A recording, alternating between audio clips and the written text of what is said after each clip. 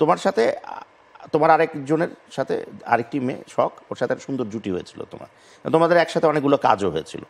তো ওই রিলেশনটা কি এখনো ঠিকঠাক আছে, সুন্দর আছে, ভালো আছে? হ্যাঁ দুজন এখন ফ্রেন্ড? হ্যাঁ অবশ্যই, যদিও আমাদের খুব যে কাজের বাইরে যে দেখা হয় আলাদা করে বা এরকম না, but we feel for each other.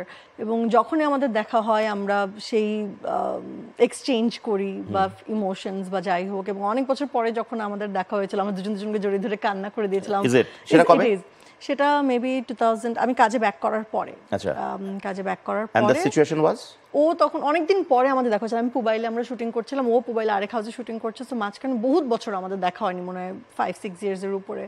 So ও শুনেছে আমি এই হাউসে শুটিং করছি, ও এসছে, আমিও শুনেছি যে ও দেখা করতে আসছে। পরে বের হয়ে দুজনকে হাক করে লাইক উই স্টার্টেড ক্রাইং যে এতদিন পরে দেখা হয়েছে। অ্যান্ড ততদিনে দুজনের লাইফে অনেক কিছু ঘটে গেছে, তো পরিবর্তন এসেছে। So that was a wonderful moment. এবং এখনো পর্যন্ত আমাদের যখনই দেখা হয় ইট ফিলস গুড। যেরকম সিসিএল এর সময় দেখা হলো, ওই যে সিজেএফবির সময় দেখা হলো, সো যখনই দেখা হয় ইটস আ ওয়ান্ডারফুল ফিলিং। ওকে, একটা প্রশ্ন যেটা আমার কাছে মনে হয় যে এটা জানা দরকার, সেটা হচ্ছে যে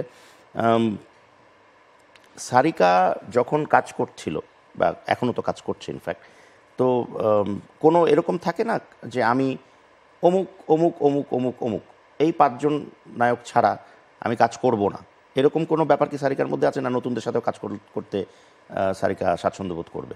না, আমার এরকম কোনো সিলেক্টিভ কিছু নেই। যারা কাজ করছে, ভালো কাজ করছে, সবার সাথে আমার কাজ করতে কোনো আপত্তি নেই। ডিপ্লোম্যাটিক অ্যানসার হলো। না, আমি অনেস্টলি বলছি, মানে এখন যেই স্টোরিটার কথা আমি বললাম সেটা তো ইন্ডিভিজুয়াল স্টোরি, সেটা তো মানে ডিসিভ করা হয়েছে, সেটা তো ডিসিভ করা, সেটা তো অ্যাকচুয়ালি অন্য কোনো একটা ইন্টেনশন ছিল। হ্যাঁ, আই ওয়াজ ডিসিভড, ওটা তো আসলে এমন না। বাট ইউজুয়ালি যারা কাজ করছে ভালো, আমার কারোর সাথে কাজ করতে কোনো আপত্তি নেই। আচ্ছা, এখন যদি আমি একটু ছোট্ট করে 2-3টা প্রশ্ন মজার করার ইচ্ছে করছি। তুমি যাদের সাথে কাজ সবচেয়ে বেশি কাজ কার সাথে হয়েছে? এটা বলাটা খুবই ডিফিকাল্ট। তারপরে খুবই ডিফিকাল্ট। আমি 2-3টা নাম বলো। আমার আসলে কোনো স্পেসিফিক কারোর সাথে, আমার সবার সাথে এত ডিস্ট্রিবিউটেড ভাবে কাজ হয়েছে, আমি কারণ নাম স্পেশালি বলতে পারবো না যে এর সাথে আমার বেশি সংখ্যক কাজ হয়েছে। সিনিয়রদের মধ্যে একটু তোমার থেকে সিনিয়রদের তাও মধ্যে যদি বলি, আমার অনেক সংখ্যক কাজ হয়েছে কাদের সাথে। রিসেন্ট টাইমসে যেরকম মোশাররফ ভাই, চঞ্চল ভাই, অপূর্ব, সজল, এদের সাথে মোটামুটি যদি আমি বলতে চাই সবচেয়ে বেশি কাজ হয়েছে বলতে গেলে, তাও যে খুব ডিফারেন্স এরকম না, আমার সবার সাথেই ঘুরে ফিরে কাজ হয়েছে, বাট এদের সাথেই। সবচেয়ে বেশি এনজয় করেছো কার সাথে? একটা নাম বলো যার সাথে কাজ করে শিখেছো, with due respect to all, with due respect to all. খুব ডিফিকাল্ট বলেছি না, যাহা বলবো সত্যি বলবো। I swear it's a very difficult question. Mosharraf Karim versus Chanchal Chowdhury versus Apurba, 3টা নাম বললাম, যাও। এটা বলাটা খুব difficult.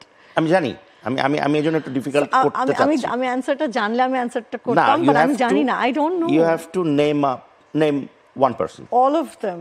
I know, all of them. সজল আমার খুব কাছের বন্ধু, সজল তো খুবই ভালো ছেলে, কাছের বন্ধু। He's a fantastic guy. এবং মোশাররফ ভাই, চঞ্চল ভাই, দুজনের সাথে কাজ করতে ভীষণ ভালো লাগে, কারণ সেটে যে অনেক কিছু শোনা যায়। ওনারা এমনিতেই খুব মজার মানুষ, কাজ করতেও খুব ভালো লাগে, বাট অনেক জিনিস শেখা যায় ওনাদের গল্পে আসলে অনেক কিছু শেখা যায় জীবনের।